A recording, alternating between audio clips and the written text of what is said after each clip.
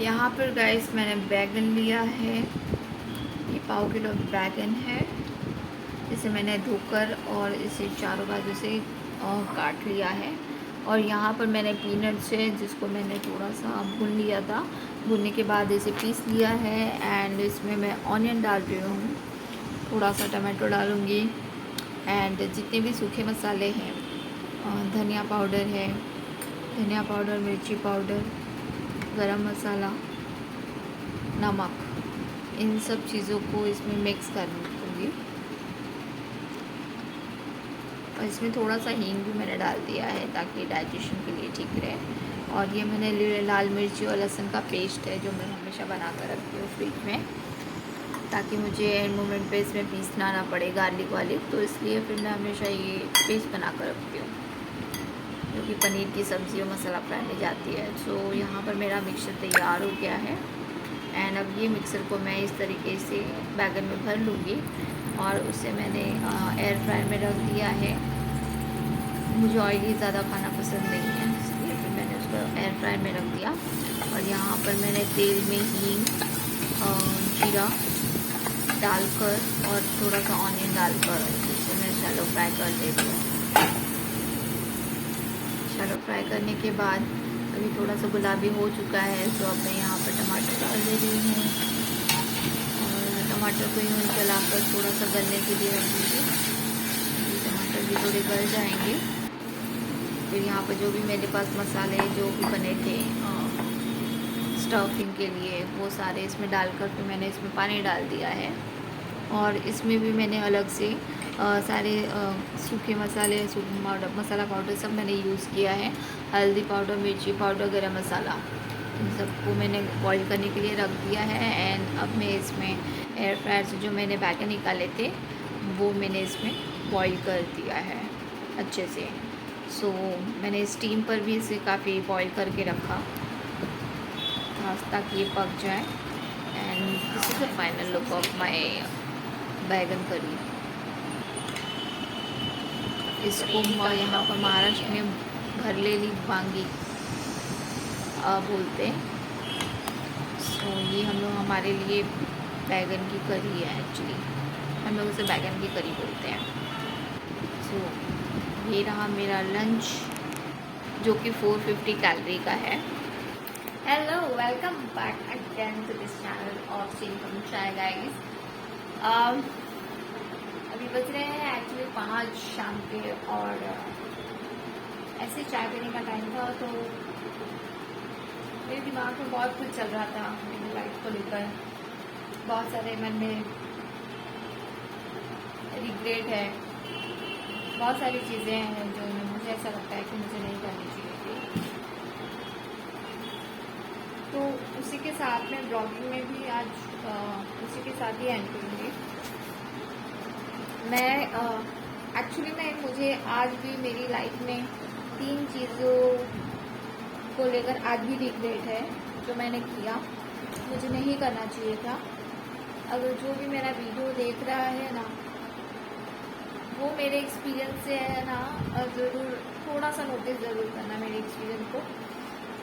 पहली बात कि कभी भी अपना एजुकेशन ड्रॉप मत करना। जैसे कि मैंने फर्स्ट ईयर बीकॉम किया था एंड उसके बाद मैंने अपने हाथों से अपना नाम अपने कॉलेज से निकाला किसी और के बहकावे में आकर। और फिर मैंने बाद में 7 इयर्स के बाद मैंने किया, मेरा ग्रेजुएशन भी किया, मैंने मास्टर्स भी किया फाइनेंस में। लेकिन वो जो मैंने ड्रॉप किया मेरे करियर में, वो मेरे लिए काफ़ी डिफ़िकल्ट सिचुएशन, शायद मैं आज बहुत अलग ही लेवल पे होती, जिसकी वजह से मैं अपने आप को काफ़ी डाउन फील करती हूँ कि मुझे वो नहीं करना चाहिए था।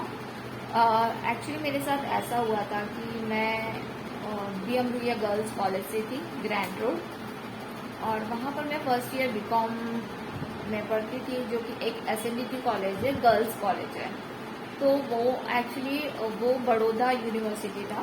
तो मुझे काफ़ी लोगों ने मुझे कहा कि ये तो बड़ौदा यूनिवर्सिटी है and you are staying in Mumbai, so अगर आपको मुंबई में करियर बनाना है फ्यूचर में, सो आपको मुंबई की डिग्री ही लेनी चाहिए, नहीं तो आप वेस्ट है आपकी पढ़ाई, कोई मतलब नहीं बनता है।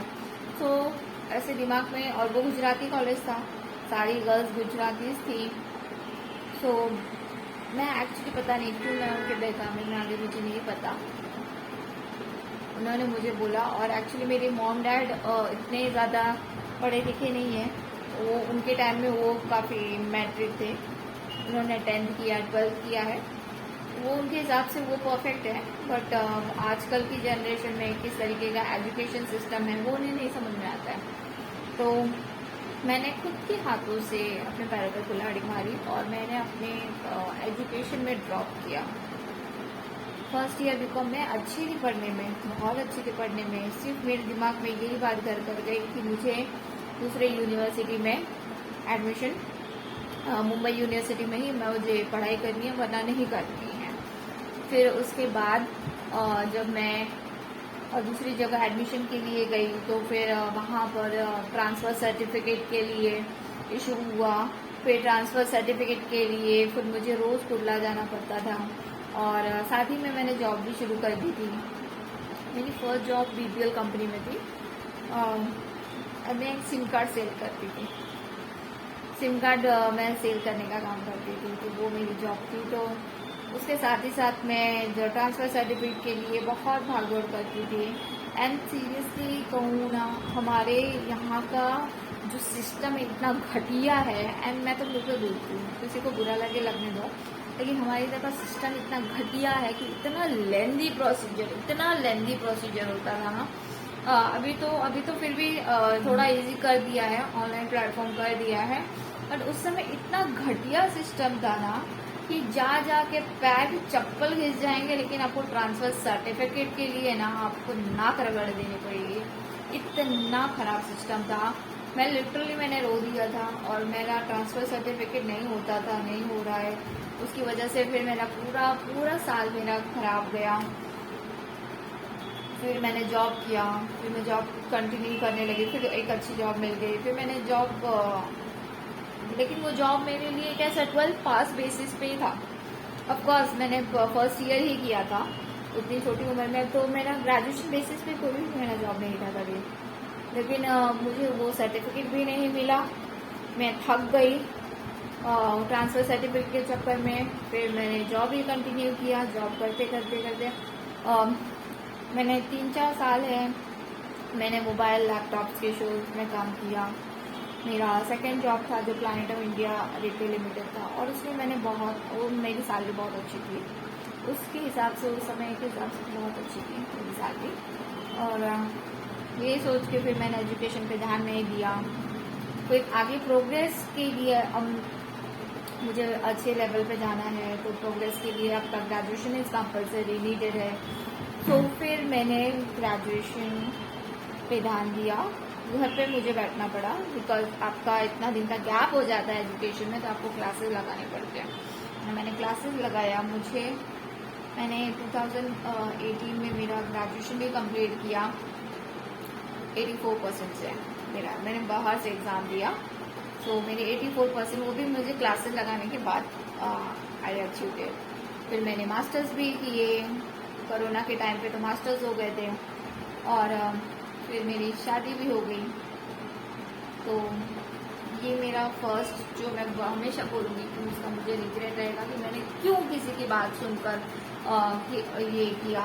बिकॉज फैक्ट मैं आपको बताऊँ, अपने मेरा आज तक का एक्सपीरियंस बता रही हूँ, मैं आज इस लेवल पे हूँ भी जहाँ पर भी, जो मुझे मेरा नॉलेज है ना, कि आप कोई भी यूनिवर्सिटी से, आप है ना कोई अदर राज्य की यूनिवर्सिटी से भी अगर आप करके आए हो ना, तो भी आपको जॉब के लिए वैल्यूएबल डिग्री होती है। वो आपके पास डिग्री होनी चाहिए, दैट्स इट। आपके पास टैलेंट होना चाहिए, बाकी कुछ नहीं। आप ये सोच रहे हैं कि कोई यहाँ की ये यूनिवर्सिटी यहाँ पर काम नहीं आएगी, नहीं, ऐसा कुछ नहीं है। यहाँ का एजुकेशन काम नहीं आएगा, नहीं, आप कहीं की भी ले सकते हैं।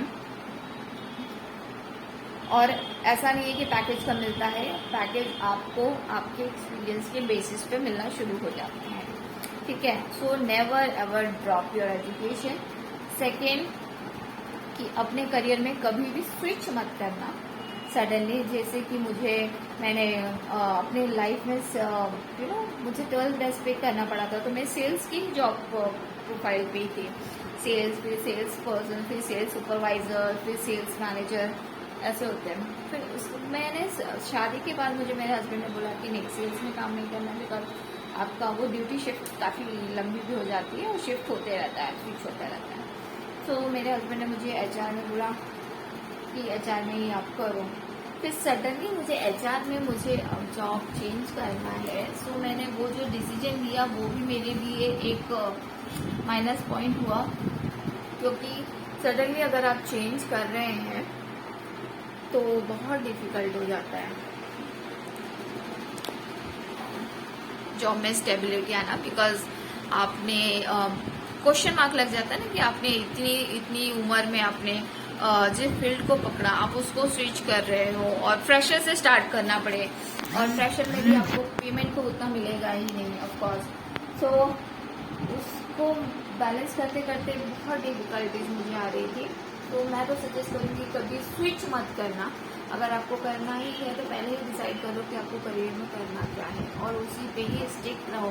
एक ना एक दिन आपकी लाइफ उसी पे ही काम ट्रैक पे आ जाएगी, but never switch your career. Life में कभी मत करना, स्विच मत करना सडनली। थर्ड है कि अगर आप जॉब बैकग्राउंड से हो तो आप शादी के जस्ट बाद कभी भी कंपनी छोड़ने के बारे में मत सोचना, क्योंकि शादी जैसे ही आपने की और उसके बाद अगर आप कंपनी स्विच करने जाएंगे तो दूसरी कंपनी में जब इंटरव्यू में देते हैं तो हमेशा एक क्वेश्चन मार्क लग जाता है कि लोगों के दिमाग में है कि आपने शादी की है तो फैमिली प्लानिंग होगी, ये तो होगी ही। तो फैमिली प्लानिंग होगी तो फिर आप अच्छी खासी लंबी छुट्टी पर जाएंगे, तो कोई भी कंपनी इसमें रिस्क नहीं लेना चाहती है, क्योंकि वो आपके ऊपर ट्रेनिंग पे आपके ऊपर पैसे खर्च करती है और वो डेफिनेटली वो कोई भी एम्प्लॉय को हायर करना जाएगी तो वो यही सोचेगी ना, क्योंकि उसने कंसल्टेंसी पे, आपकी ट्रेनिंग पे, आपके नॉलेज पे उसने इतने पैसे इन्वेस्ट किए हैं। तो अगर किसी भी वजह से अगर आप कंपनी को लेफ्ट करते हो या फिर लंबी छुट्टी पर जाते हो तो कोई भी कंपनी बर्दाश्त नहीं करती है। तो यस, शादी के बाद ये भी मेरे लिए क्वेश्चन, मतलब मैंने कंपनी स्विच की है जिसकी वजह से एक्चुअली सैलरी मेरी कम थी एज अ फ्रेशर और मुझे HR में शुरू करना है तो सैलरी कम हो जाती है। सो ये सोच के कि मुझे मैं नहीं होने वाला है मेरा, तो मैंने कंपनी स्विच किया। तो हर जगह मुझे यही क्वेश्चन आ रहा था कि शादी अभी हुई है, so there might be chances of the family planning. So just due to that reason बहुत लोगों ने मुझे रिप्लाई नहीं किया, बट मैंने बहुत सारा पूछा, बहुत फोर्स करने के बाद फोर्सफुली जब मैंने पूछा कि नहीं मुझे रीज़न बताओ एक्चुअली, बिकॉज अब मेरे इंटरव्यूज बहुत अच्छे जा रहे थे, सब कुछ अच्छा हो रहा था, सैलरी भी डिसाइड हो जाती थी, सब कुछ हो जाता था, लेकिन एंड में क्वेश्चन मार्क था कुछ भी।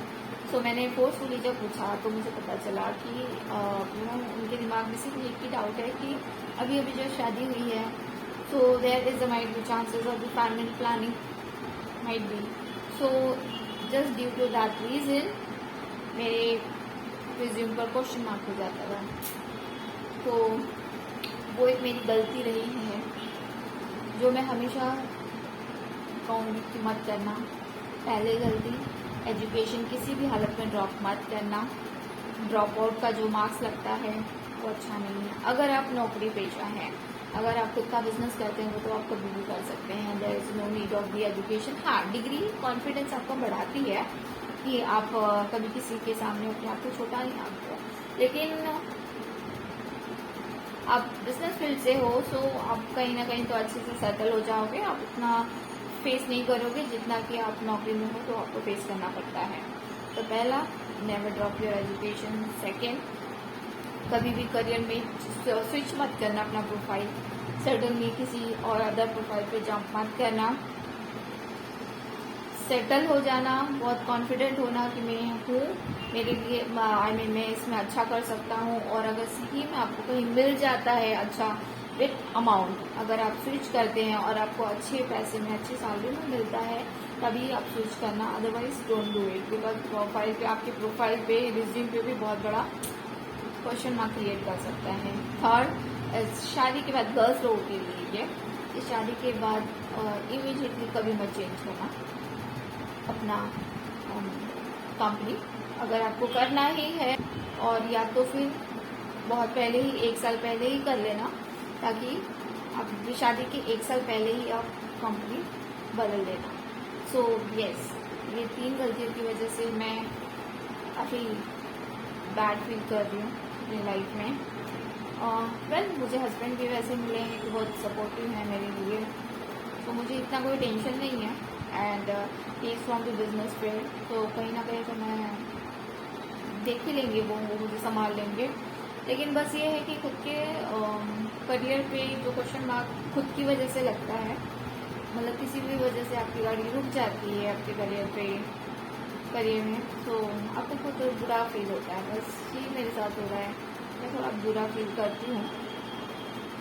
और वेल, हम लोग ने कच्छ में शिफ्ट होने का प्लान कर दिया है। सो और प्रॉब्लली क्रॉसिंग माई फिंगर्स, अगर वहाँ पे सक्सेसफुली हम लोग कर पाएँ तो बहुत कुछ अच्छा कर सकते हैं। वेल गाइस, बस यही आज मैं यही अब कल अपना ब्लॉग फिनिश करूँगी। मन थोड़ा भारी था मेरा, अच्छा नहीं लग रहा था। सो बस यहीं पर मैंने अपना ब्लॉग एंड करती हूँ। सो गाइस, कल तक के लिए tata, good night, bye guys, and please do support me guys and subscribe my channel. Thank you so much, thank you for watching.